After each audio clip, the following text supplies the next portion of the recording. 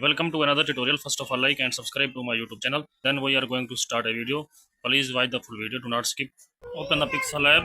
Select the shape. Change the color. Select the edge color to by color weight. Select the 3D shape. Extraction. Duplicate the shape.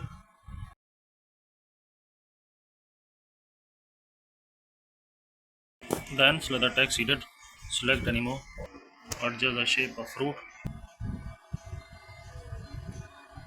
Duplicate the shape.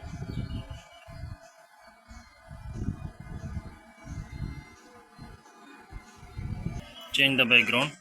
Adjust the background color.